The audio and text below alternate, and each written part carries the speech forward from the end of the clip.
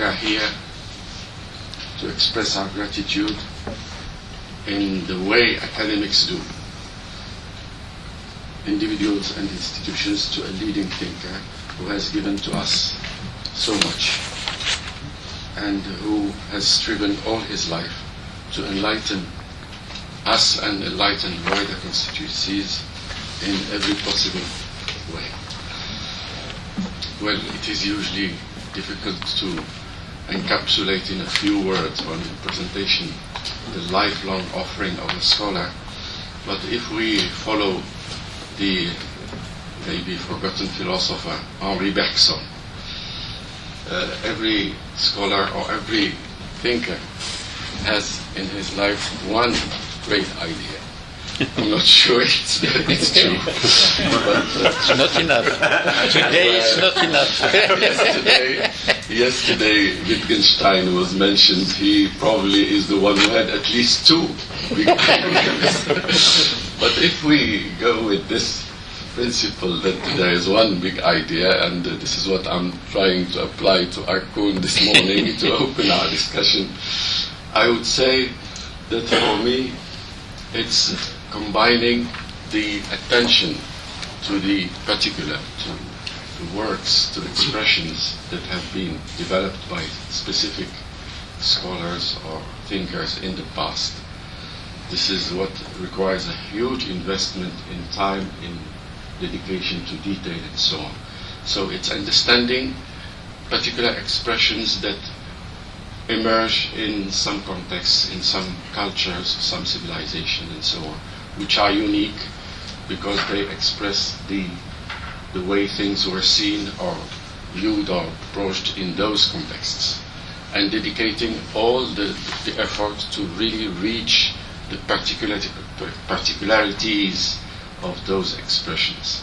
But later on, to take this to another stage where one tries to reach the universal, if I can use these terms, tries to understand the particular as one way of expressing the human, one way of expressing or saying something about the condition of humans. This is what I see in the long and fruitful itinerary of Professor Arkun. He began by dedicating works. For example, I mentioned Discovery yesterday, but he came and he wanted not to remain or to leave things at the level of understanding those expressions, but to take them to as means to understand and to engage in debates with what sociologists, historians, anthropologists have been proposing in order to understand various contexts, various situations and various expressions throughout cultures and histories of the world. This is where I think it has been difficult for me to classify at the time where personally I was working on a kind of survey of Islamic thought in the 20th century. His stance or his attitude, his approach to the study of Muslim cultures and histories required a kind of stepping back and keeping the distance, a kind of distanciation from the normative attitudes that come with the study of religious traditions. So he... Good morning, Aziz.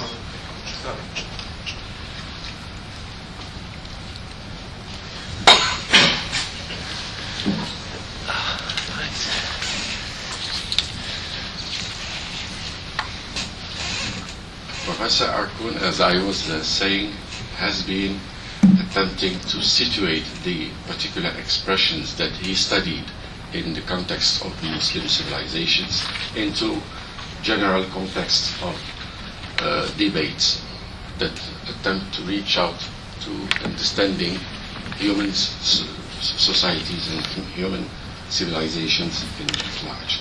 And this is where I saw that he insisted throughout his life to distinguish in the best ways between, if I can say, the scholarly and the normative.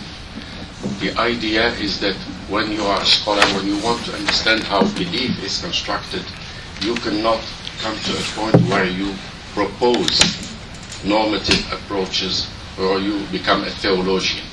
This is where, if I can say, Muhammad Arkoun has distinguished himself from other Muslim thinkers in the 20th century. He has been insisting and keeping to this very clear distinction between the approach of the scholar who, and to use a word which may not be of fashion nowadays, deconstructs what is offered to his or her attention, and the attitude of the, let's say, the preacher who has something to propose, some normative ways to propose to his or her constituencies. This is where I think he had so much to bring to all of us, and this is where, in a way, he contributes to something that at this institute, at the Institute for the Study of Muslim Civilizations, we wanted to be the landmark of our approaches. The idea that to study Muslim cultures or today and to face the needs of contemporary societies, one needs to step back from the normative approaches. One needs to step back from the epistemic framework or the epistemologic framework that prevailed in pre-18th century Muslim societies in order to get within or to enter or to adopt the epistemological framework that has been developed or as well and adopted by contemporary societies, and understand those traditions from the outside, understand them using the tools, the methods, the concepts and approaches of the humanities and the social sciences as we understand them.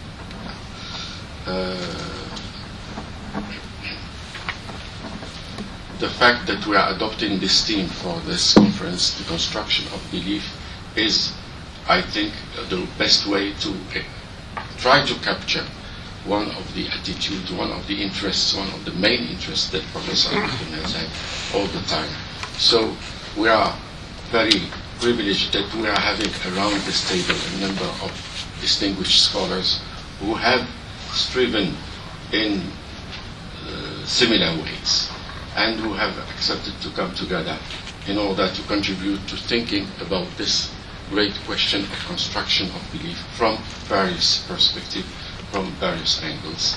I am very, again, proud and happy that this is happening within this very young institute. We are an institute which is less than 8 years old and which is by itself an initiative by the Aga Khan University in order to engage in this way of scholarship about the traditions and cultures of Muslims, and I am very grateful to all of the colleagues who have accepted to take part in this and to pay homage to Professor Arkoun, and we are looking forward to having from this conference to coming to a point where we would have a publication that would be dedicated to Professor Arkoun in the traditions again of the best academic practices in this field. So thank you again. Aziz, you wanted to? I spoke at length yesterday, so I would simply reiterate my pleasure at this conference. I think it comes. I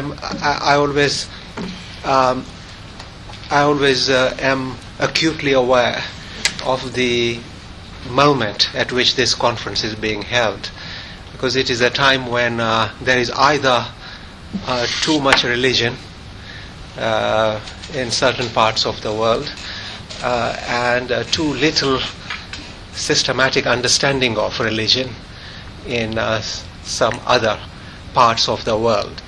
I think poets tend to see these things faster and better than scholars do, and the line in W.B. Yeats is, I think, more true than ever. The best lack all conviction, while the worst are full of passionate intensity. And I think that's very true today. We, in our little way, are seeking to reverse that sort of situation where we could perhaps have the best having convictions and the worst not having the intensity that they do. And our twin institutions, which are very modest, the Institute of Ismaili Studies and the Institute of for the Muslim Civilisations in the Aga Khan University, these two institutions have in a very, very, very minuscule and modest way sought to explore this area where which is different from either ideological religion or the ideological will not to understand religion, because there also is such a thing. And Professor Arkoun, from long time ago, as I said yesterday, going back now, our association goes back to more than 20 years, has been seeking this in a very lonesome way, without people around him, because he has been holding the fort on his own for so many years, exploring this alternative ground. I do believe, though, that we will not have succeeded until what we are seeking to do here and some of the ideas that Professor Arkoun is putting forward becomes integrated into a study of human societies as a human phenomenon and not as an Islamic phenomenon per se. I think there is still this approach to Islam, which is a quarantine approach. I mean, it's even if when it is done when it is done triumphantly by Muslims themselves, I think it is a very misguided and inadequate approach, because I believe that ultimately there are universals, and there are universal categories in which to understand universal phenomena. And if that is where we look, then I, for one, would think that we have made progress. Thank you very much. Well, I suggest that we begin our first session this morning. We have two presentations scheduled this morning. We have one by Professor Stephen Humphreys from the University of California, Santa Barbara, about the authenticity of sacred texts, and the other by Professor Joseph van Es from the University of Tübingen, about constructing Islam in the classical period, maqalat, literature, and the 72 sects. So I suggest that we immediately ask Professor Humphreys to give us his. Water would be a very good idea. Yes. Professor, is water a euphemism for some other drink, or is it just water means water. Hydrogen dioxide. Because I thought we were in the realm of allegorical meanings. Since you got to the point. Allegory is yet to come. It is a very great pleasure to be included in this company, and a great pleasure and a great honor. There are several things to say. One of the enormous values of a meeting of this sort, especially for those of us who live on the kind of the western fringes of the North American continent, is an opportunity to meet colleagues from Asia and from Europe, and for that matter from the eastern reaches of the United States, whom ordinarily we don't have an opportunity to meet, whom we know only by name. So this is certainly an opportunity of that kind for me. It is also a wonderful opportunity to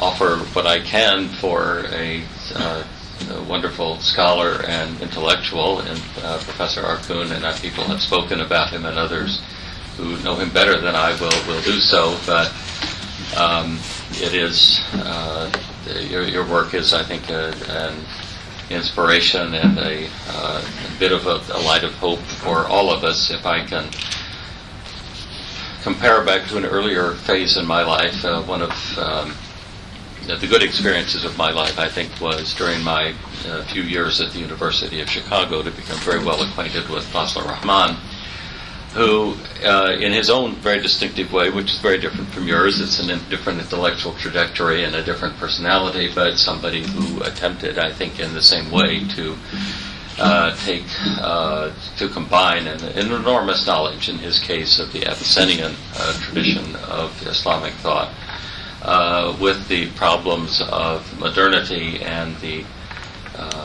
problems of adjusting to it. And his life also had an arc, actually, starting rather gloriously with the Institute for Islamic Studies in Pakistan, and ending in a kind of exile, though it was a happy exile in some ways, at the University of Chicago in his later years. But in any case, he really represented for me everything that I could have hoped for in a Muslim intellectual, and I feel, as different as your own work is and as your own academic career has been, that you continue that kind of critical engagement, both with the Turath, with the grand tradition, and with modernity, and find ways to bring them together. And I'm very honored, and I am quite serious, a little surprised, but deeply honored that you've taken an interest in my work, and I'm glad to be able to share what I can with you. Now, I have, as people know, been complaining about how crowded the schedule is this time of year at the beginning of the academic year, and the flight from California seems even longer than it normally does. So I have a paper which, as written, will break off not quite in mid-sentence, but at the end of a paragraph where it doesn't quite mean to break. And I think it's a paper, if I had fully written it out, in any case, that would have been too long. I think we're to take about 40 minutes, I think is what you had in mind. So let me explain broadly what I'm going to try to do in it, and how I'm going to perhaps reshape it a little bit as I go. I had thought it would be important to look at the kinds of texts that have some kind of sacred authority for the early development of Islam. And those texts fall into, that is to say, they have sacred authority in the sense that they bear witness to the origins and the rise and the first kind of taking root of Islam in the world.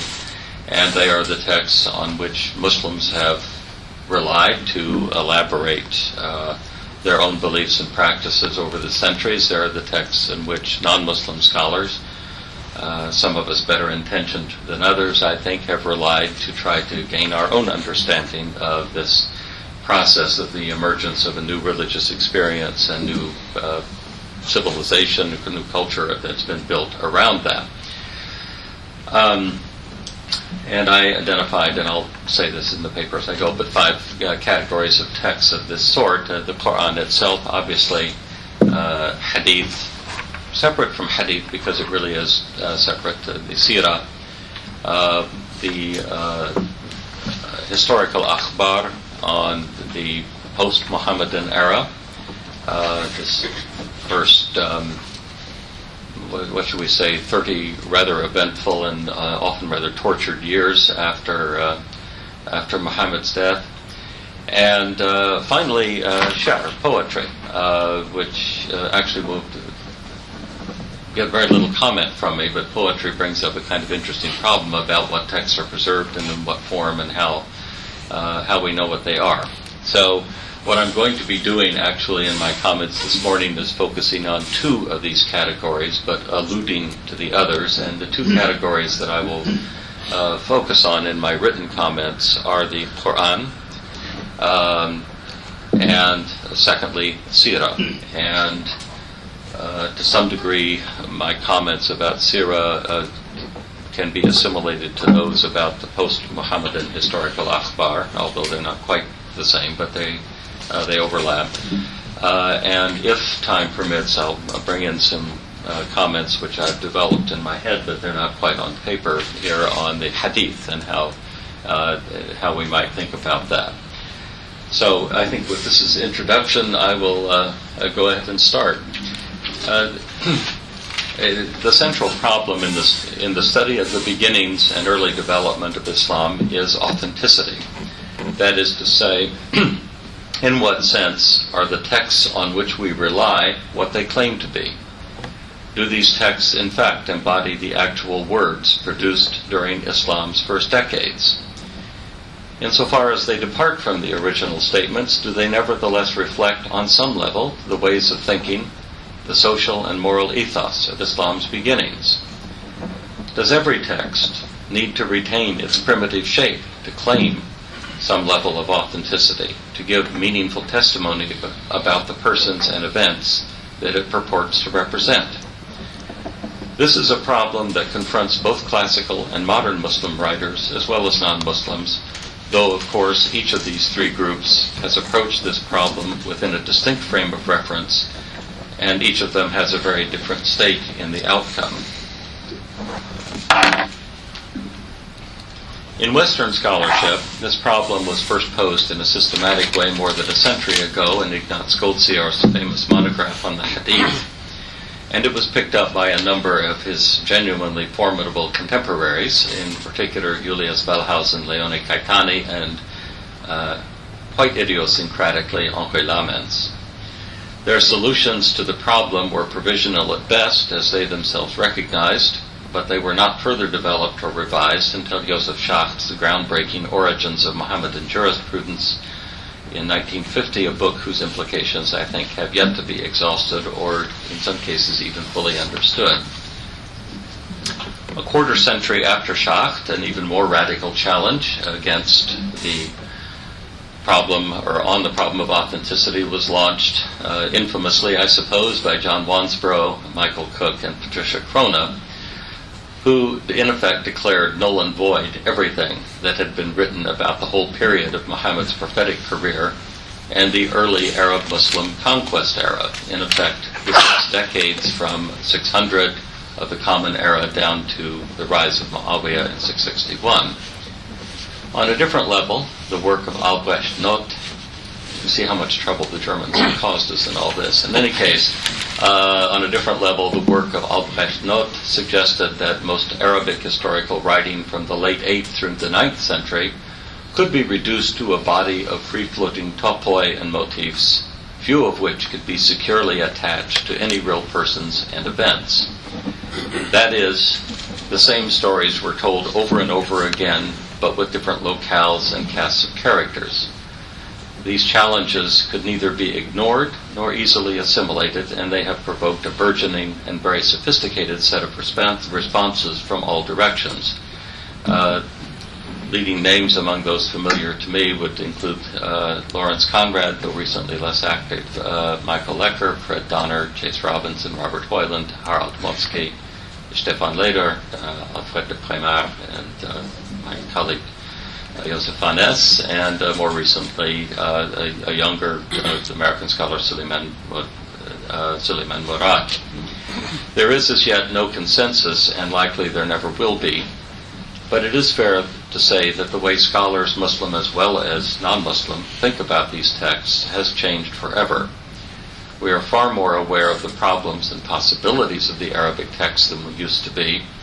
We have also learned that it will not do to examine them in isolation from the other linguistic cultural traditions of West Asia during the 7th to the 9th centuries. Arab-Muslim writing must be situated and interpreted within a broad context, Syriac first of all, I think, but also Greek, Coptic, Armenian, Georgian, even Latin. There's a lot of stuff out there. And most of us do not know very many of the languages we need to know to deal with all this. However, our discussions of texts from or about early Islam have been confused and unnecessarily complicated by the fact that the term authenticity is freely used but almost never adequately defined. Authenticity is what we seek and devoutly long for in these texts, but we mean many different and perhaps contradictory things by that word. Within the discourse on early Islam, whether scholarly or apologetic, authenticity is more an ad hoc notion than a systematically articulated concept. We think we know what we mean by it in a rough and ready way, and so we do not ask whether that is in fact the case. However, when we look at the ordinary everyday uses of the terms authenticity or authentic, we will quickly see how slippery these words really are. I'll use a few things from my American context, but you can all supply them from your own. And I'm not going to try to imitate accents. She has an authentic East Texas accent. That is to say, she is in fact a woman from Dallas, or perhaps she speaks just like a woman from Dallas, even though she grew up in Boston. The thing is impossible, but nevertheless. That novel is an authentic work of genius, not just a skillfully contrived tale, but rather a story that communicates human experience in a powerful, convincing, and enduring manner. An authentic performance of Handel's Messiah, presumably a performance which, we believe, would sound just like those mounted by the composer himself 250 years ago with very different instruments and vocal styles than we now have. An authentic diamond necklace is made from real diamonds, but what shall we say about an authentic replica of a necklace worn by the Duchess of Windsor? We mean, I suppose, that it is supposed to look like one she would have worn, though she wouldn't have been fooled. In short, authenticity might refer either to reality, or the illusion of reality, or the recollection, real or imagined, of reality. More broadly, authenticity seems to mean something like fitting a known pattern or adhering to an ideal type. In light of those remarks, we should not be surprised to learn that the notion of authenticity may have different meanings, more properly ranges of meaning, when it is applied to different classes of texts. Typologies are always problematic, fuzzy at the edges, and contestable whether we are talking about texts or turtles. But for the purposes of this discussion, I will proceed from the premise that both Muslim and non-Muslim constructions of early Islam rest on 5 categories of texts. Each of these serves different purposes in Muslim discourse. Each opens a different window onto the beginnings and early development of Islam. They should reinforce one another, and they sometimes overlap, but they are very different in their putative authorship, in intended purpose, in literary and rhetorical construction, in manner of transmission, and in the uses to which they were put. And then I've already mentioned these to you, so just to recall them, the Quran, the Hadith, Sirah, post-Muhammadan Akhbar, and taking this down perhaps to the 680s, or even the triumph of the Marwanids in the Second Civil War, and finally poetry from Muhammad's lifetime and the decades immediately following. Now, it will immediately be apparent that authenticity must mean quite different things for each of these categories.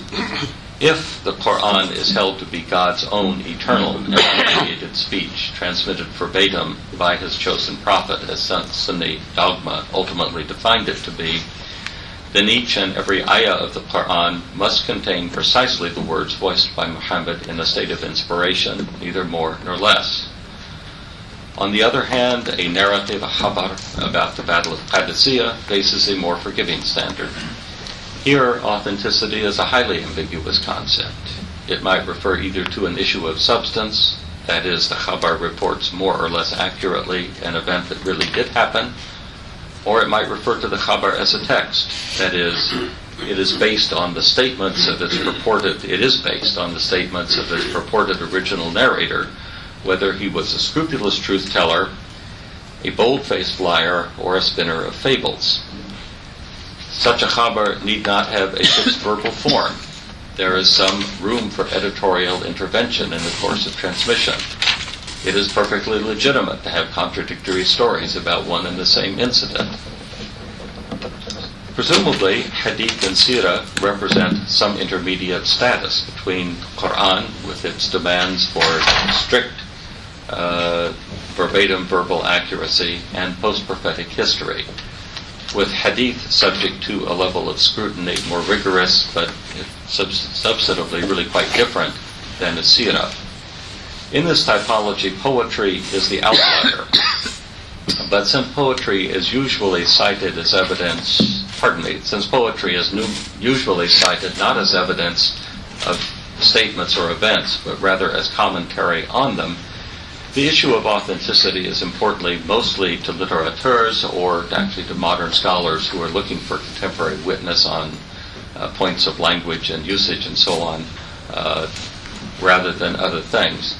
I think I would just comment on poetry at this point that it tends to be taken very broadly, and it has been in Western scholarship for a long time, that somehow with all of the manipulation and construction and invention and forgery that texts are liable to, that there's a corpus of poetry that actually makes it through from the time it's supposed to have been pronounced on down to the present. And I'm thinking perhaps really everybody recognizes that there's some forgery, though they don't agree on what is forged and what is not. But I think even of the early Umayyad poets and the degree to which Farazdaq and Jarir, and the degree to which we might, or Al-Akhtal before either of them, the degree to which they really do come to us in a form that they themselves would have recognized, and the degree to which later levels of transmission might have interfered. And I really have to leave that to people who are much, much better versed in these matters than I am. But poetry, in any case, is very much the outlier in this typology, and so I think I will not say much more about it. In any case, the simple five-part typology of sacred or quasi-sacred texts used because in some way they allow us to reconstruct these events, is clear and appealing, but it really reflects the mentality of the 3rd and later centuries. And as such, it has an obvious problem. It begs the question, and in fact it begs many questions. To begin with, it presupposes that all of these texts are stable, though not necessarily rigidly fixed, from the time they are first composed and put in circulation. It presupposes also that we can know with some certainty which texts actually do originate in the time and place that they claim to represent, and which represent later iterations or even fabrications.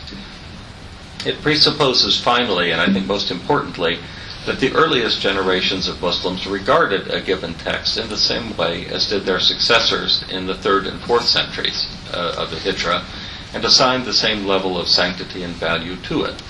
And all of these presuppositions are, I say here, demonstrably false. I won't go quite so far. I'll say they're all problematic. The texts of early Islam evolved continuously until well into the 3rd century, when they were more or less crystallized. And in this statement I make a substantial but not quite complete exception for the text of the Quran. It is extremely difficult to date the texts that have come down to us, to isolate archaic elements within them, and track the different strata of editorial reshapings and interpolations. If scholars had developed reliable criteria, the equivalent of well-established archaeological pottery sequences, there would be a lot more consensus than we now observe. It is clear that early Muslims engaged in intense and even vitriolic debate about everything, and that the nature of this debate changed markedly over time, and this affects the way in which texts are preserved and understood. To name only a few points at issue, again among early Muslims: the precise text of the Quran and how it was recorded and transmitted, the sources of religious authority within the community after the death of Muhammad, the political significance of certain critical events, such as the so-called election of Abu Bakr, the acclamation might be better, the revolt against Uthman, or the battles of Siffin or Karbala. Was some limited degree of variation in the text of Revelation to be tolerated or not? Who, if anyone, had final authority to establish a Quranic text ne varietor? Did the authority to teach and guide the community after Muhammad rest with the caliphs, with charismatic imams in the lineage of Ali, or with the Prophet himself through his recorded statements? Were the political chiefs of the community legitimate? Did they have the right to demand obedience from Muslims? And if so, by what criteria? And what authority should the political chiefs wield over the beliefs and practices of Muslims? These debates were, of course, never settled, They have not been settled to this day, apart from the need to have a fixed, reliable text of the Quran. But we can say this, that by the mid to late 3rd century of the Hijra, these debates were at least flowing in regular channels. In contrast to the kind of chaotic argument, the welter of voices of the first 200 years, there had come to be a well-defined, indeed stubbornly durable discourse on each major point of contention. You could say, I suppose, by the late 3rd century they're in a rut, but that's perhaps a slightly harsh way of putting it. All this tells us that we need to explore more closely the concept of authenticity as it applies to the different classes of early Islamic texts, and this time from a historical perspective, for like all objects of human action, texts are constantly being recreated or at least reimagined. We begin, as one must, with the Quran, and we can say that for historians, though not of course for Muslims, one issue should, as believers, one issue should be perfectly irrelevant. No historian needs to ask whether the Quran is authentic in the sense of being literally the Word of God. That is a question of faith and secondarily of theology. In historical thought, the concept of authenticity refers to quite different problems. One is obvious, whether the Quran, in anything like its present form, is wholly constituted of statements proclaimed by Muhammad in Mecca and Medina between 610 and 632. Do we have the words and only the words pronounced by Muhammad himself? And how confident can we be that these proclamations of revelation, were accurately collected and transmitted? Our textual variants, because there are many, and if you go back in early times there seem to be many more than survived in the canonical 7 readings, are textual variants merely testimony to the fallibility of human memory and the rather haphazard way the primitive texts were first recorded? Or do they signal, as some scholars have recently argued, a real fluidity and instability in the text? In either case, do such variants substantially affect the teaching and rhetoric of the Quran during the first 2 or 3 generations of Islam? However we answer all those questions, and they are obviously very fundamental, the Quran might be said to be authentic insofar as it contains the earliest memories and records of what Muhammad had proclaimed as revelation. We could still rely on the Quran in this case to tell us what Islam looked like as it first emerged in the first half of the 7th century. That is to say, this statement allows for a certain amount of verbal instability in the text and a certain number of memories. Certain subgroups remember things or have records of things that others don't, and they're in contention with one another over just what does and what does not actually represent what Muhammad actually proclaimed to them, but it's all part of the body of remembered texts of the first generation of Islam. And I would say we could still rely on even as fuzzy a Quranic text as that to tell us what Islam looked like as it first emerged in the first half of the 7th century. This conclusion that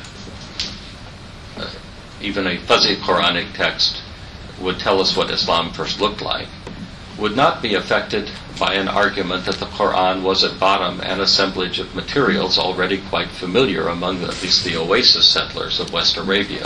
Apocalyptic imagery, ritual texts derived more or less directly from Syriac prototypes, Christian preaching and Jewish midrash, combined with some scattered pronouncements original to Muhammad himself that is not found in any predecessor.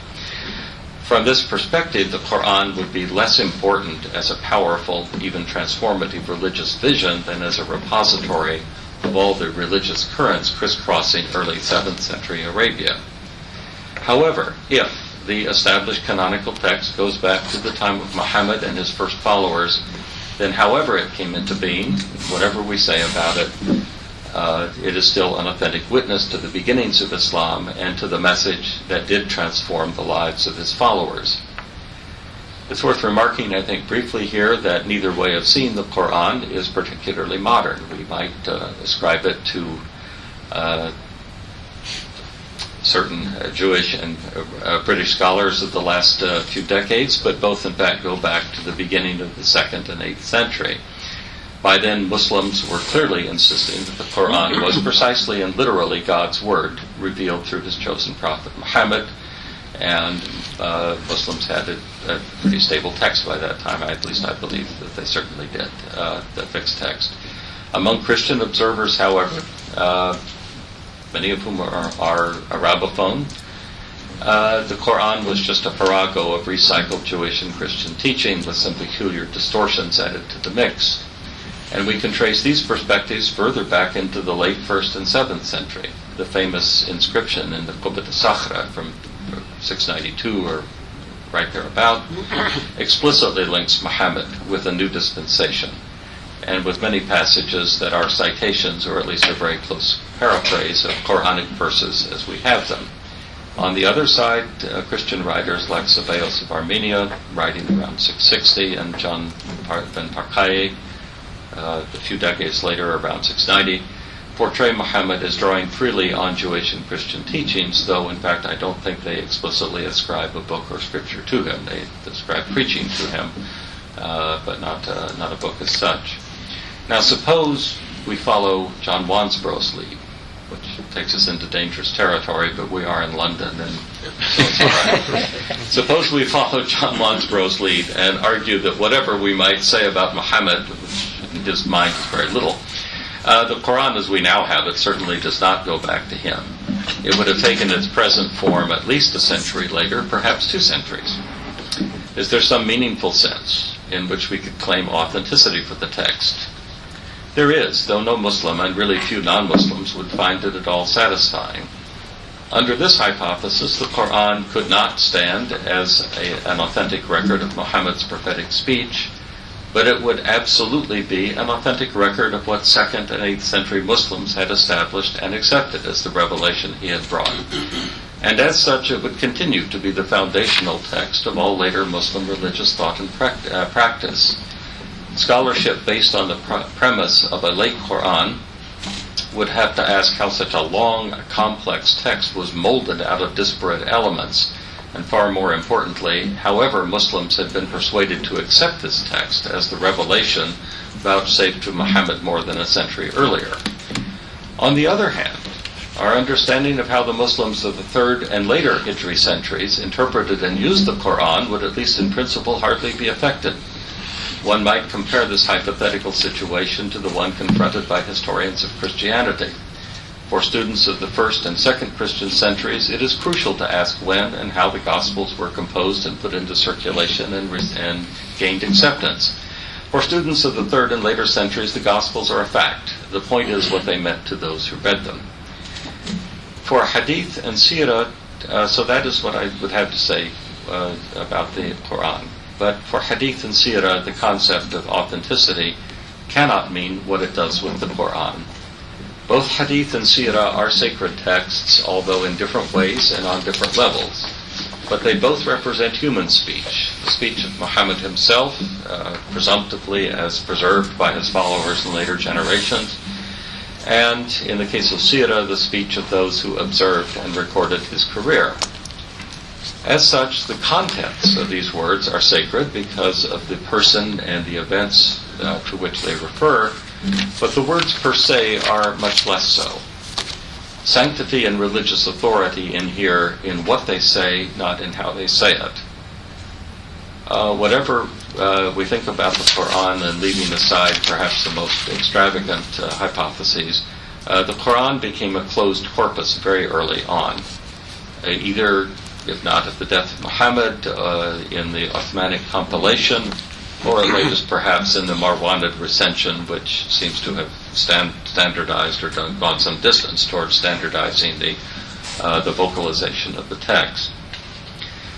The language of the Quran was fixed, frozen in place, and its status as divine speech meant that no one thereafter could alter or touch up the text via emendations, inserted glosses, deletion of repetitious phrases, and so on. However, Hadith and Sirah are far more fluid and indeterminate in both content and language, And they have been far more subject to challenge by both Muslim and non-Muslim scholars, both medieval and modern. Neither hadith nor seerah has ever constituted a genuinely closed corpus, although we can say, and time will just allow me to say this much, we can say that there was a long struggle to make a closed corpus out of hadith, but I don't think it ever really succeeded. The two categories appear to overlap in subject matter, that is to say the words and acts of Muhammad, but they are really very different in character and purpose. Some of the same, or at least similar anecdotes and dicta do find a place in both, but they serve different functions. They're embedded in a different context. They're used in different ways. To put the matter perhaps too simply, hadith constitutes formal doctrine. It yields principles of belief, aqidah, and rules of conduct, ahkam.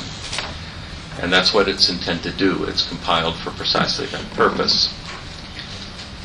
In terms of formal structure, hadith is fragmented into disjunct dicta and anecdotes, and these in turn are typically, though not always, decontextualized from particulars of time and place. A typical pattern is once the Prophet was seated in the marketplace when a certain man approached him and said, it goes on.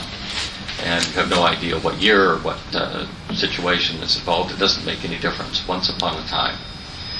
Seerah, in contrast, and that's what I will focus on more now, provides a historical context for the Quran and Hadith. A colleague once commented to me that for the life of Jesus we have a context but no text. For the life of Muhammad we have a text but no context. It's a neat, if slightly too aphoristic way of putting the matter, but you can spin a big tale around it. By grounding these sometimes gnomic texts in the life and struggles of the Prophet, it makes them intelligible and humanly meaningful to those striving to follow in the path he had laid down. Seerah is meant to tell Muslims of later generations who Muhammad was and why he should be revered. And the point is, in a sense, to stress why he should be revered. More broadly, it portrays the world in which he lived and in which he strove to drag into obedience, to God. Seerah is, if you like, background information. Its fundamental purpose is to inspire, or to paraphrase Bolingbroke, it is religion instructing by example. Seerah might suggest models of action to both later Muslim rulers and to their opponents, but it never constituted a formal source, so far as I know, for kalam and fiqh. I will probably be rudely corrected by this in the next 30 or 40 minutes, but I think I'm all right on that. In view of these fundamental distinctions in structure and purpose, it is obvious that hadith and seerah pose very, very different issues of authenticity, both for medieval Muslims and for modern scholars, whether they are Muslim or non-Muslim. In regard to seerah, there was always something new to say about the Prophet's life and career, and the criteria for admitting new material into the body of seerah were generous, to say the least. Between Ibn Ishaq and Tabari, we might argue that seerah focused on recovering and stating the facts of Muhammad's life, and in linking these facts to the highly elusive statements of the Quran, the so-called Asbab al-Nuzul. After Tabari, it seems to me that although the older material is recuperated and some new material is added, that many authors are interested more in the signs and symbols of prophethood and what it is that connects Muhammad to the broader world of prophethood as people of that age understood it. But in any case, among early Muslim scholars, so far as I can see, there was never any bar to adding new material to this body of putative fact in seerah, so long as it was reasonably consonant with what had already been accepted. In this sense, the corpus of seerah was really open-ended. Moreover, the narratives that constituted it could be very plastic in structure and rhetoric without forfeiting a claim to authenticity. They needed only to be what they said they were, that is to say, statements about the Prophet's words and actions that were reported on the authority of such and such a person. Authenticity was thus a flexible criterion. A given narrative could be acceptable if it was merely plausible and appropriate. Or to put it another way, authenticity was provisional. In this arena, a hard-edged fixed text was of no great importance. The same story could be told in different ways. Likewise, a strict provenance for the text was not a precondition for including it. A text would be given credence depending upon the reliability and religious standing of the putative original reporter, whether he was a contemporary of the prophet or a more recent figure. And potentially very important statements can rest on vague authority. To take a limiting case, when Ibn Ishaq states without citing any source that a certain ayah of the Quran was revealed on the occasion of a particular event, we cannot really know whether his statement represents a very early opinion, one that goes back to the early 7th century, or a fairly widely held opinion among Ibn Ishaq's own contemporaries, or just his own idea, which he wanted to put into circulation and was shared by nobody else. In light of these comments, what should authenticity mean for modern students of the Sirah?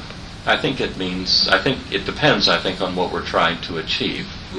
If we are seeking a historical Muhammad in the manner of a historical Abraham Lincoln or Gamal Abdel Nasser, then we have a problem. There is a very rich fund of material to work with, but the material really crystallized in its present form roughly a century and a half after the death of Muhammad. However archaic some of this material may be, it has all been heavily redacted to fit the religious and political concerns, as well as the linguistic, literary, and scholarly expectations of a late 2nd, 8th century audience, with, of course, further redaction and reshaping as we go into the generations succeeding Ibn Ishaq.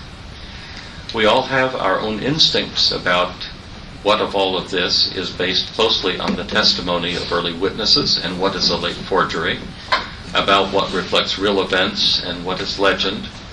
But I am not convinced that we have developed reliable criteria for sorting all of this out.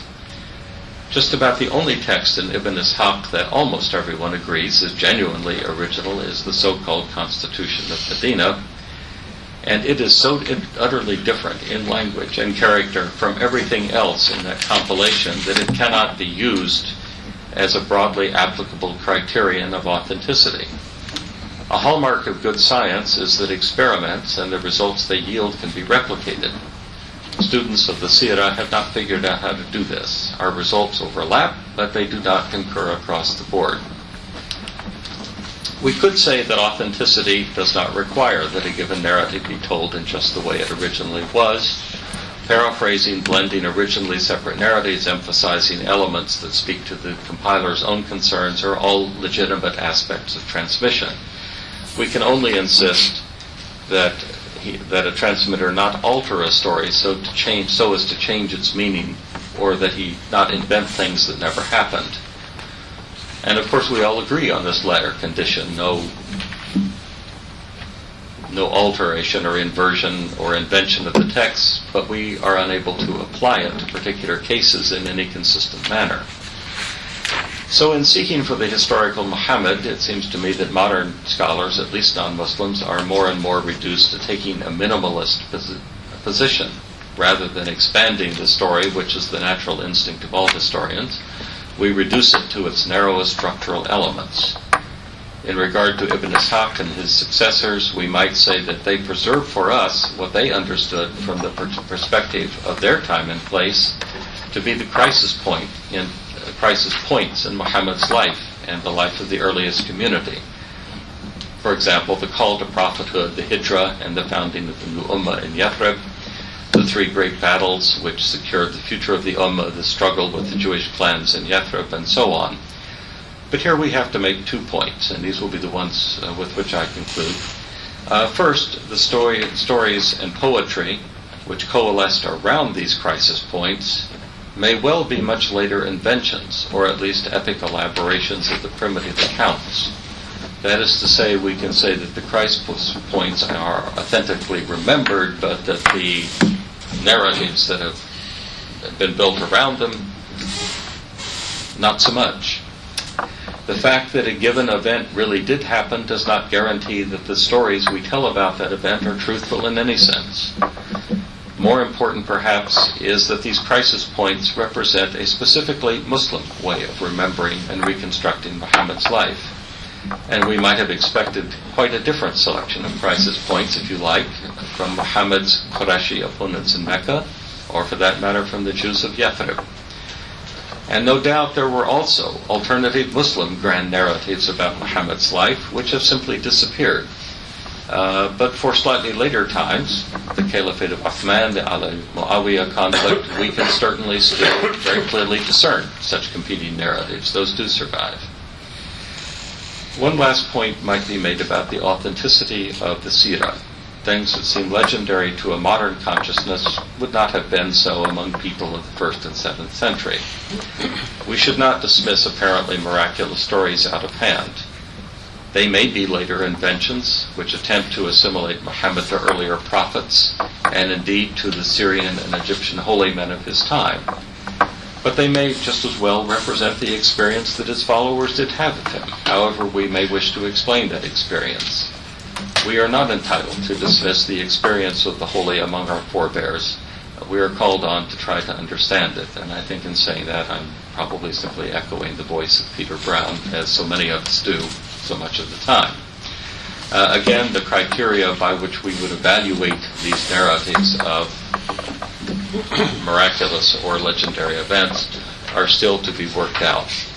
I think, given time, I'll close there. I could move on to some comments on Hadith, which addresses the same person, the same life, the same words, but of course in such a very, very different way. What I might say is a general line to provoke later discussion, if I haven't done enough already, is to say that Hadith, I think, starts perhaps as it first begins to emerge, and it's about the time Sirah begins to emerge, as in rather kind of the loose framework of Sirah, but because Hadith quickly takes on legal and doctrinal significance, it is the way in which more and more scholars want to enshrine doctrine and law, that a fixed, stable, verbal form for Hadith becomes more and more urgent. Now it can never be achieved. Even Sahih have to give variant versions, sometimes trivial variants, sometimes not so trivial, of various statements of the Prophet. But as Hadith becomes more and more a body of authority, second only to the Quran, and really almost co-equal with the Quran in certain ways, because it's the commentary on it, it becomes more and more important to ensure that we know exactly what, and that we freeze in place exactly the words and the gestures attributed to Muhammad. But it seems to me that kind of demand for rigid systemization of the Hadith corpus is really more and more a product of the 3rd Islamic century, and maybe less evident in the earlier stages of the process. And I think maybe with that I will simply break off and yield the floor to Professor Van Es. Or whatever. Would you like to have a discussion perhaps? I don't know how you want to break things up for discussion. Well, I would say thank you very much for bringing to us this basket of questions, of many questions about the notion of authenticity, which may be taken as a given, which is often taken as a given and maybe an ultimate category.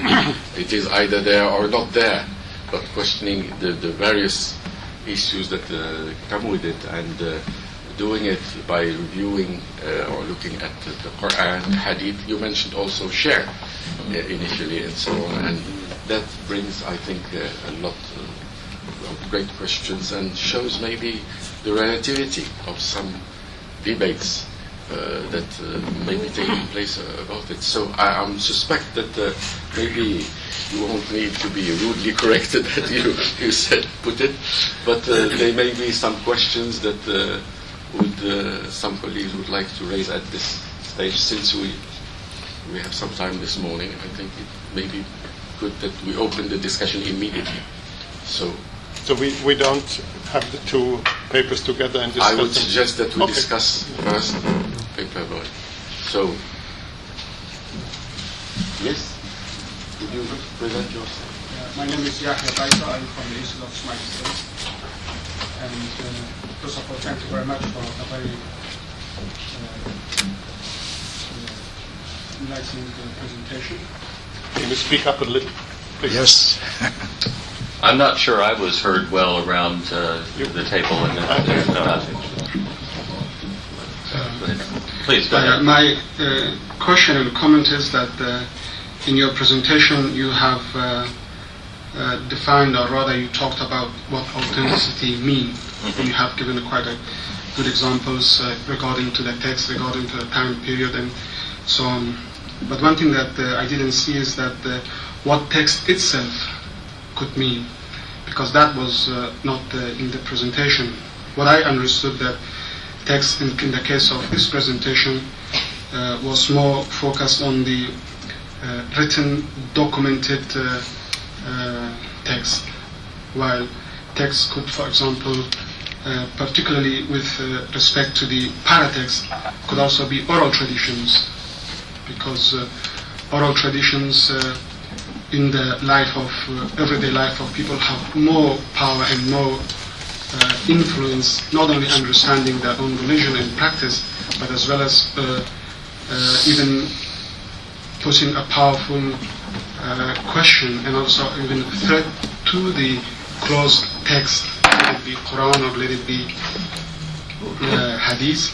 So this is one thing that came to my mind, that the oral traditions, unrecorded oral tradition, could also be understood as text, and how this as paratext could influence the text, particularly the authentic text, let us say Quran and Sirah and this form of text. So this is one of the things that I would like to seek your view. That what do you think about the Yeah, well, that's a very penetrating question, and I suppose most of us, as we write a paper, sometimes become concerned as we go on that while we are assailing colleagues for using undefined terms, that we ourselves are basing our own comments on critical terms that are undefined, and text is exactly one that occurred to me as I went on. And I think the comments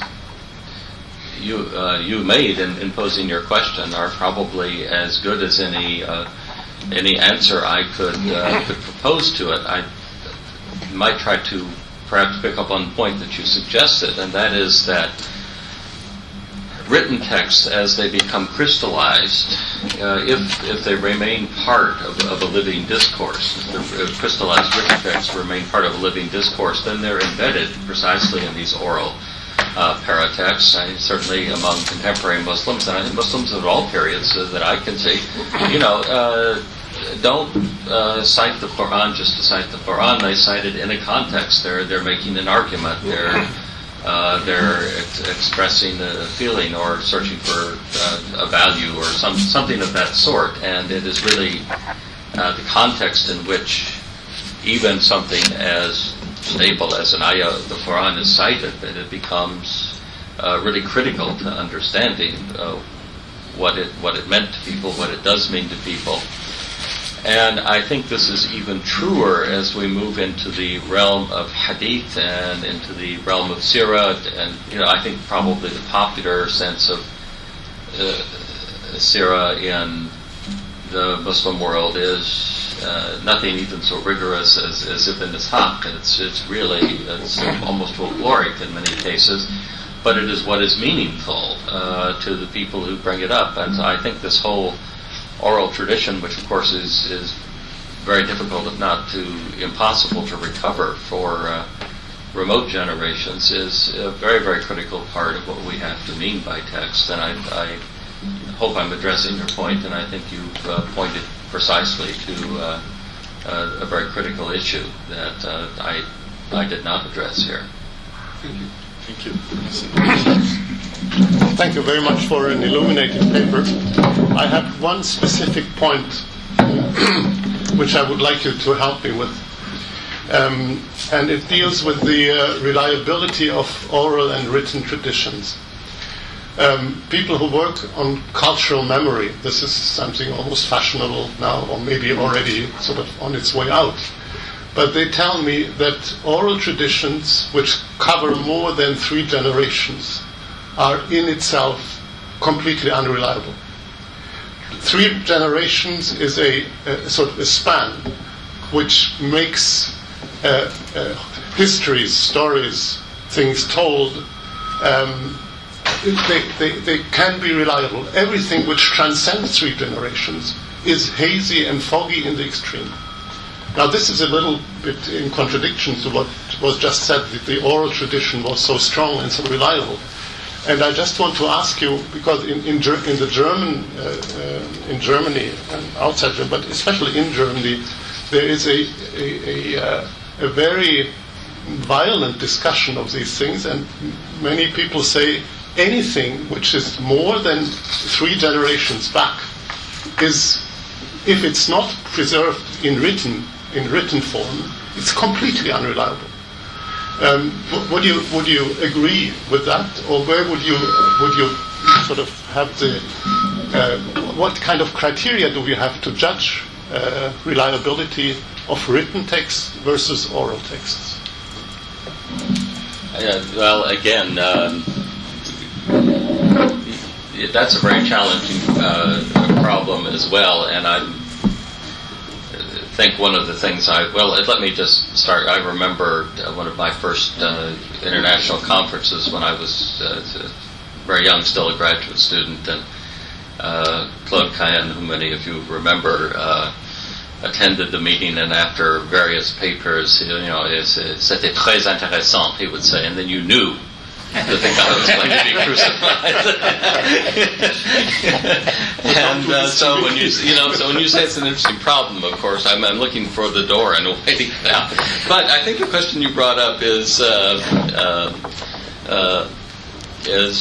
absolutely important, and I'm not sure that people agree. I was very fortunate at the university. I've been very fortunate in my colleagues and at everywhere I've taught. And at the University of Wisconsin, one of them was Jan Bensina, the historian of Africa, and really probably the single figure who most introduced the idea of relying on oral traditions reaching fairly far back into the past as a way of preserving some aspects of a very complex but non-literate culture, the cultures of the Central African rainforest. And his first book on oral tradition took a relatively optimistic view that somehow in these stories you could find embedded elements of a true narrative, and we could find out what it was. And he redid the book as a complete rewrite, and I don't remember the title of the revision, although I have both versions of it, a couple of decades later. And it seems to me that without quite adopting a rigid rule of 3 generations, he agrees that it's all much foggier. Something is preserved over generations in oral narratives, but it's hard to know what the something is. And I think that could be a problem we have to deal with. The question that comes up for early Islamic times is, when do texts start getting recorded? And Muslim tradition, which I actually broadly concur with, is that, well, there's a written record, though hardly organized, but a written record of Quranic revelation by the time of Muhammad's death, and that even if you take the story of the Uthmanic recension as just too neat and clean, that over the next few decades, this written corpus plus all the oral memories that would go around it gets systematized and into a very stable text. So the Quran is probably all right. The problem is almost everything else, and every once in a while you get something that just looks different, and the Constitution of Medina seems to be that. The language is archaic, just everything about it just does not is very different from everything that surrounds it.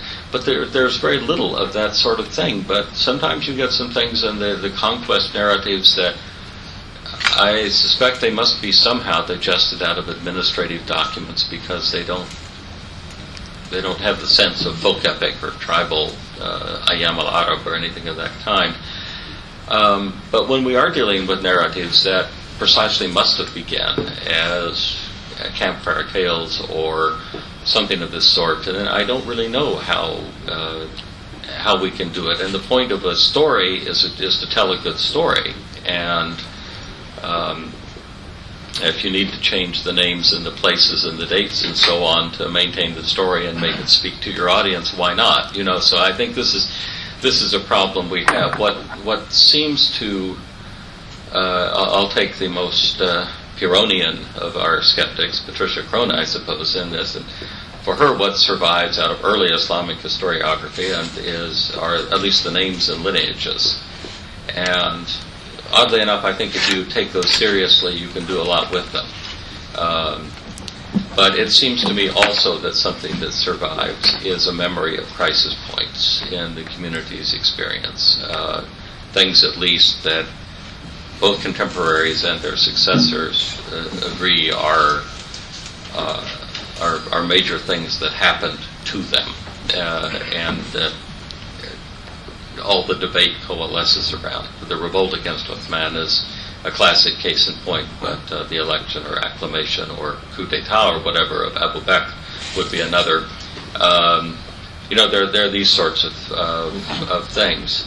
I am not sure that I can answer your question. I would be uneasy saying that 3 generations is all it can last, because we are dealing with societies in which various kinds of writing are going on, not synthetic narrative writing, but administrative documents. We have thousands, tens of thousands of papyri in Vienna, not to mention many other places that enshrine very, very early.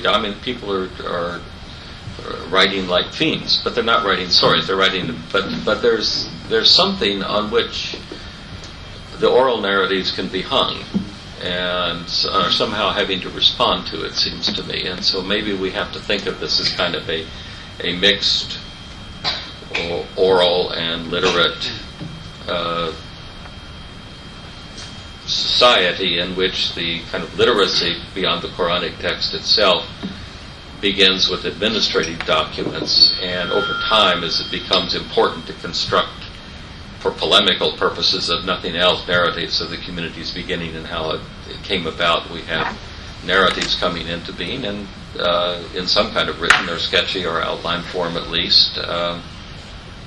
And surely that by, 50 years after Muhammad's death, so not quite so much as 3 generations. So maybe they just get away with it. I don't know.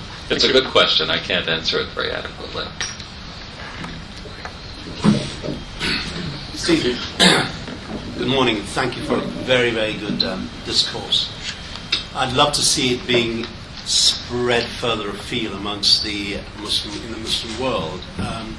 Because what you're doing is asking questions and being uncertain, and therefore things are open. What I just want to say is, I suppose a question and observation, and I hope it's not too interesting and you don't shoot me down. But do you not think that this pursuit of authenticity and authority upon which it is based sort of limits and even handicaps into legalistic obsessions the search for understanding of faith and spirituality, perhaps through philosophy, what Professor Arpoon has been advocating all his professional life, and imaginative empathy, the poetry you were talking about, which you called commentary, and I'd say even more than commentaries, perhaps an intuitive expression of spirituality, which you find greatly in Persian poetry. And or what we could perhaps learn from what I would call the grace of prayer, so that we can learn a little for ourselves, as opposed to always looking at authority, the imams and the ayatollahs, and these so-called texts for religious experience and understanding, and what people probably call hikmah, wisdom. So it's really a commentary, but I'm trying to give you a question for the blind side, if you like. No, well, no, this is very, very good, and I like to think that possibly I flatter myself that I had just an inkling of that issue, because the very last words I actually got written out here very early this morning are the last ones on the need to recognize and take seriously the experience of the holy of earlier generations, and of course current generations. And the allusion to Peter Brown was a kind of, because it seems to me that he does. Somebody called him the best Irish poet ever to write the history of the Roman Empire. Possibly this is, and he does have. I'm one of the problems with Brown is you're never quite sure where his address to the text breaks off and he takes over. Yeah, but it is quite a marvelous experience all the same. And I think that that approach is one that we need to think about doing. Something I was trying to get at when I got at authenticity is it's authentic in a sense. What things are authentic are actually in the sense that they are recognized and used and held to be true by a given generation, and how do they deploy that kind of thing. There is, for all of us, and I'm not immune to it, I was trained this way and I'm too old to change. There's a real kind of a positivistic obsession to get back to what, and on some level I still think that's valid. I think we need to realize that there are limits in what we can do in that way, and that what you can always do is, once you can establish the provenance of the text and have some sense that they are in circulation, and is ask, well, what do they mean to the people who wrote them and who read them and who used them? And then this brings up the earlier question of the paratext, the sort of the oral milieu in which it's done. So I very much appreciate the direction you brought, and I recognize that my paper possibly can provoke that remark, but it doesn't set it up. Yes. And after Wahab, then Aziz, and Wahab. Abdul Wahab Al-Afendi from the University of Westminster. I think my point starts from this last point you made, because I have missed the early part about authenticity, how you define it. And my point is that authenticity itself is not a category, as you see, the positivist category, but there is, even from the early generation, there was authentication, a practice of, especially when the various sects were fighting each other, so each side would decide, for example, what kind of hadith is authentic, what kind of authorities they should support or choose to rely on. And there has this been interactive, and I think on religion generally, this is how it works, that a Muslim is a person who believes that the Quran is authentic. It's not that the Quran is authentic in a kind of what you call ethereal category. Similarly, for example, another issue which has been raised earlier by Taha Hussein, for example, authenticity of pre-Islamic poetry. There has also been an authentication in a sense, and there is a very interesting thing, for example, today in religious seminaries. The religious sheikhs will teach, who are very strict, for example, but they will be teaching the pre-Islamic poetry which is against a lot of Islamic morals, but that's part of the repertoire which they also authenticate. So this has been an interactive always an interactive element to it. I think those are very interesting observations, and I will try to be brief. I think one of the points of my paper is precisely that authenticity is an undefined, ambiguous category, and that we fall into debates about it in some ways, in particular, meaning different things by the word and not defining precisely what we mean, so that arguments tend to go past one another in some cases. But I think otherwise, I think your remarks were very apropos, and I would don't think I would be able to add to them very usefully.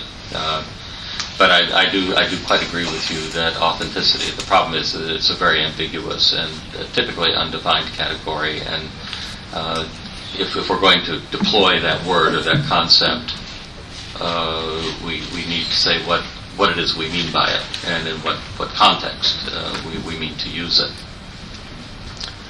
Yes, I wanted to make a comment about this issue brought up here about the poetics of faith, what you call the spirituality, I mean, and what you refer to as the holy.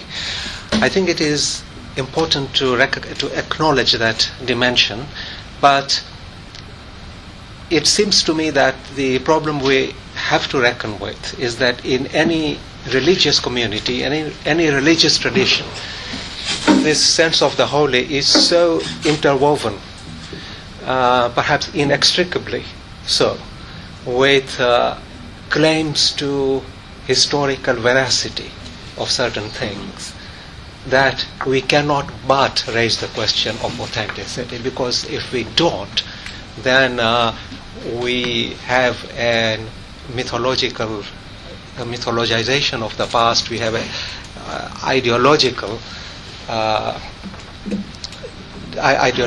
tendency, which is not then, from which the poetics that people often appeal to can easily become a retreat. Mm-hmm. So I think, there is no necessary clash between the two, but I think it's very difficult to rest on belief without asking these questions about historical authenticity, because ultimately there is no pure poetics, I think, in a religious tradition.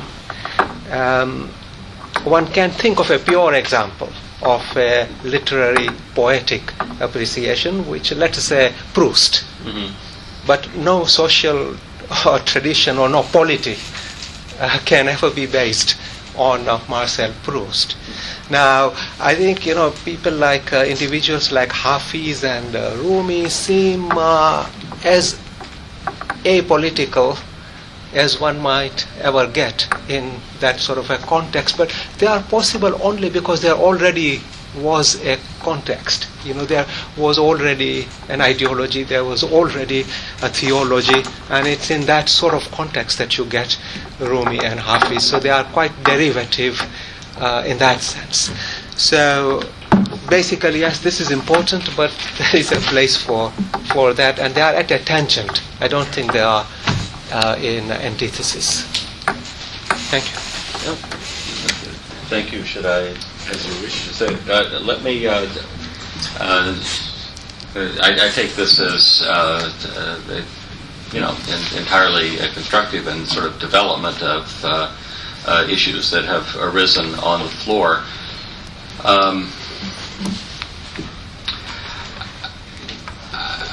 I think I've tried to use authenticity in a lot of different senses. A text is what it claims to be, what it presents itself as. Your feelings, your spiritual experience are not something that you made up for theatrical reasons, but they really represent, your own consciousness. I mean, those are two reaches of authenticity, and I think that the point I am trying to make, not always quite as clearly as I need to, is that we need to know what it is we're seeking, and possibly also, and this I think may be the point of your comments, how we connect different levels of authenticity with one another, because the word does have this multivalent characteristic, and it does allow us to slip in different registers of usage very easily. But I think we do. We do want to connect the different registers of authenticity and ask how they are to be connected with each other. I think the comments you made, I think, speak to that. So I would leave it at that here. Yes, very shortly, I think we can add a distinction for the concept of authenticity. There is the authenticity defined by historians in 19th century in terms of philological critique to the texts, in terms of the historicist writing of history. And there is an authenticity in terms of historical psychology, which is a branch now of history. Historical psychology is precisely necessary to write because all the texts, including all the oral tradition, as you mentioned, that it is unreliable. If we want to write history of the time of all these documents, on the side of philological critique, of each word, etc. But if we want to write the psychological, historical psychology of the people who reported the traditions orally, first, these traditions, we cannot know it now only through the texts that recorded it. We cannot know all the real oral traditions that have been circulating in the time. So we still have to go through the text.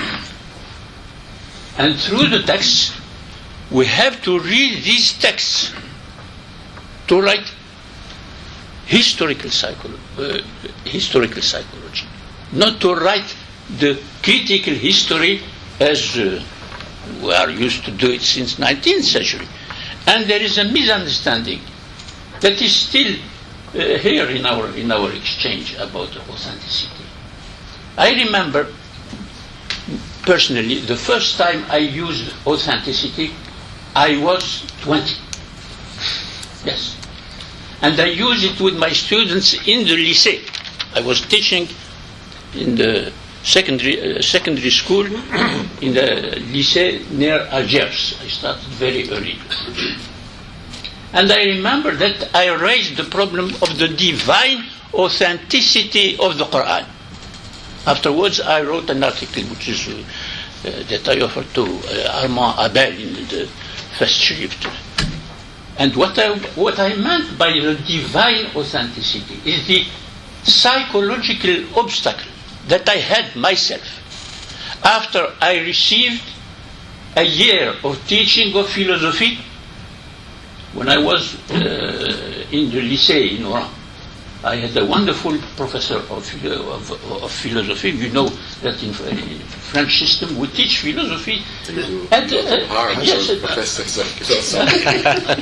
I remember he insisted, how can we imagine that God can speak while God defines himself as the invisible, as the eternal, as the mystery, as everything.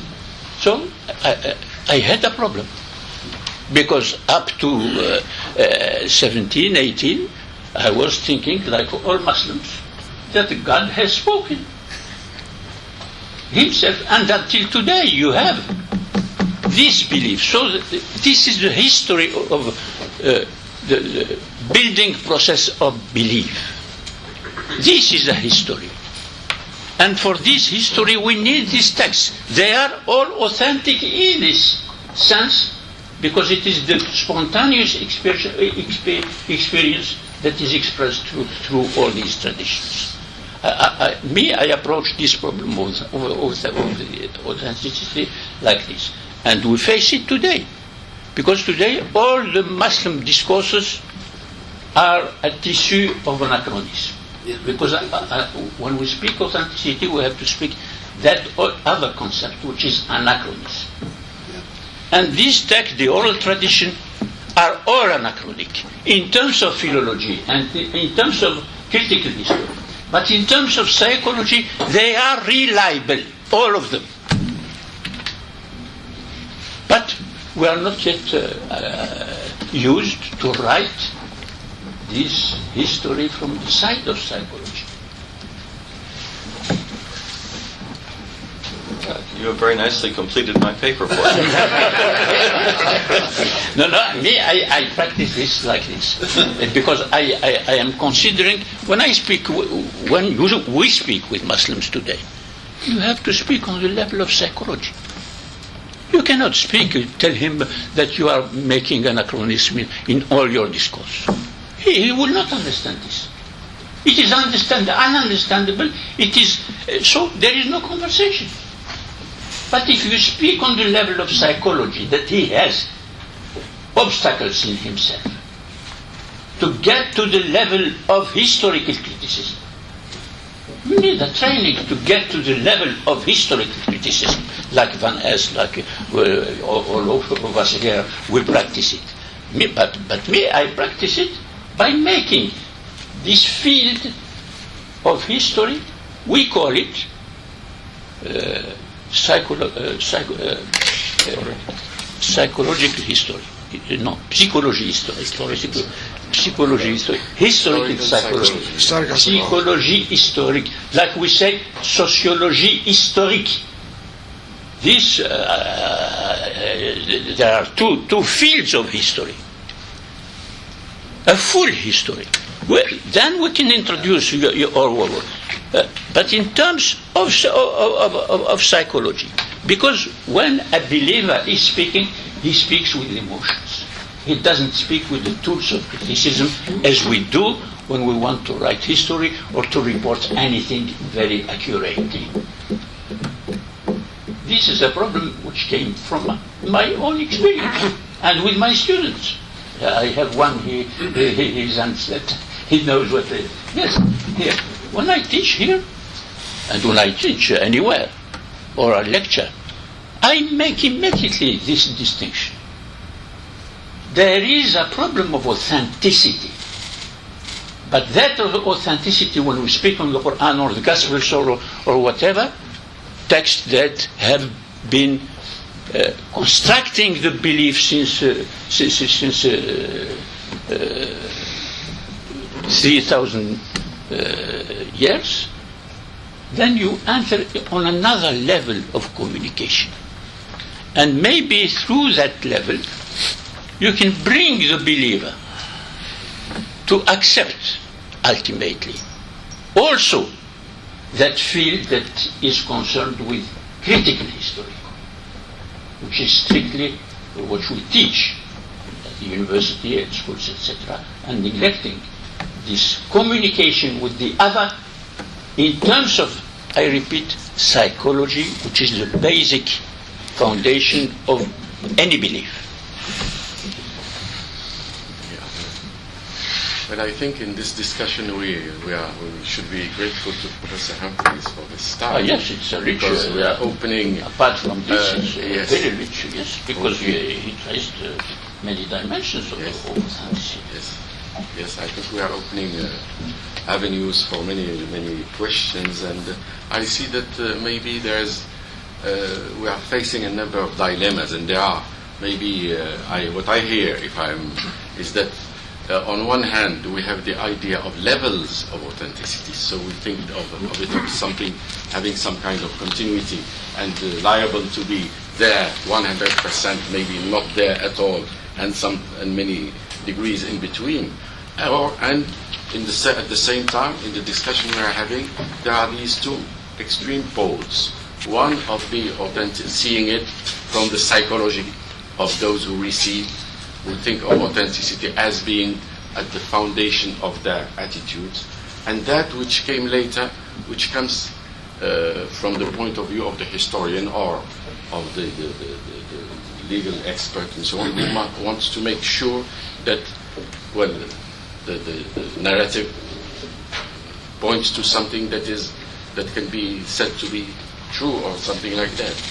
But my question here is whether, for the case of the traditions of Muslims, the way the Hadith has been established, the procedures that have been followed, of course they may not come to the level of accuracy, of rigor that we may expect for procedures of critical history, as you are saying nowadays.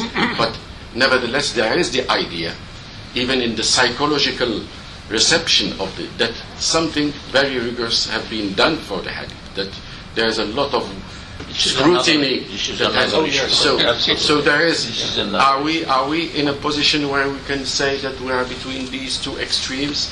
It's either the psychological theory of authenticity or the critical historical, or are we, for the case of Muslim traditions, required to do something else? Maybe to look at maybe the contrast between those procedures adopted by pre-modern, if again we can use historians, those who collected the Hadith, submitted to critical scrutiny and so on, and those, and here again it seems to me that there is another couple that comes in the discussion, that between the idea, well, maybe this is something that could be tested by some scientific methods, the idea that in societies where oral traditions, where writing is not available or is not widespread or whatever, oral transmission works and is reliable and should be taken to be reliable. And in other contexts, then, as we all know from our experience, oral transmission is not something reliable. So here, can I just add, there is a third question. Yes. Is there a room for criticism within religious psychology, or historical psychology? Does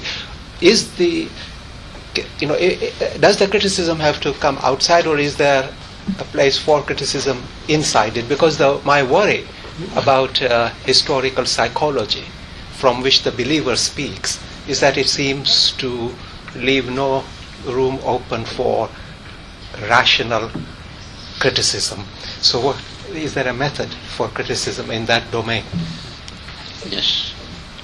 I live in these problems, exactly. Today, in all Muslim world, as you know, we all know, there is a fait accompli. The fait accompli of the history of Islamic thought as it went, since the text you have related, since the very beginning,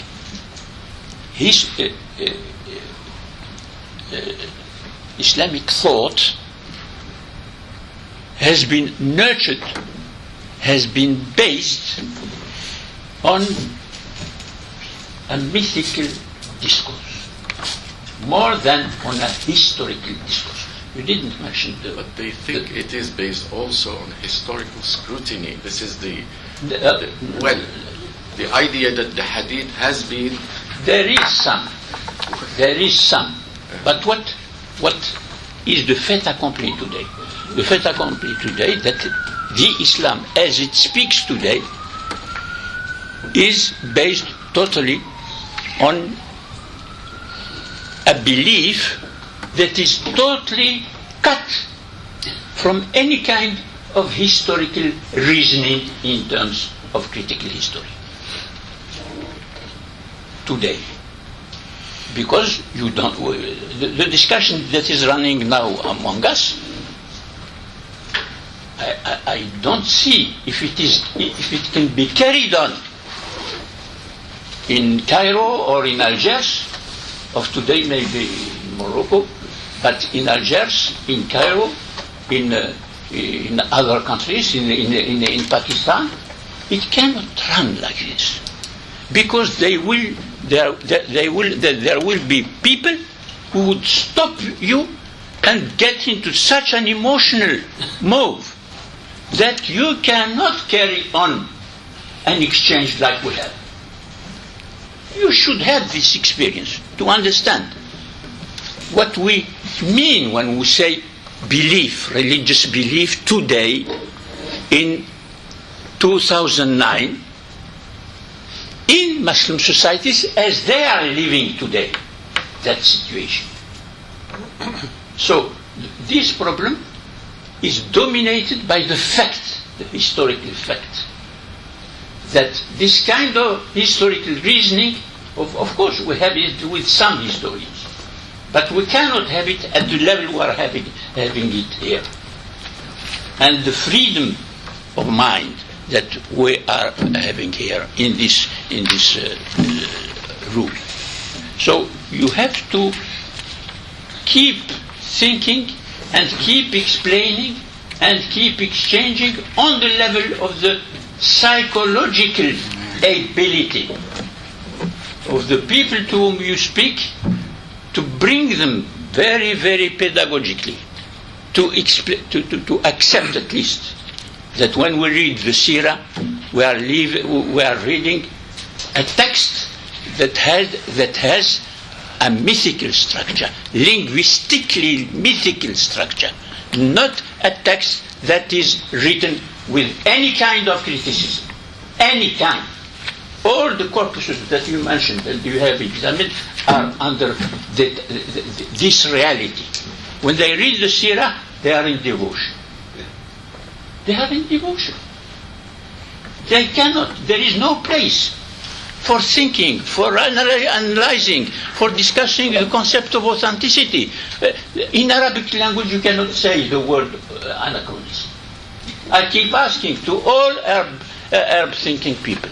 لا تعرف هنيئا. Huh? لا تعرف هنيئا. No, there is no way to tell in Arabic anachronism, which means that the people has not the need to express this reality and this problem of methodology and this problem of psychology, of being able, your mind be open.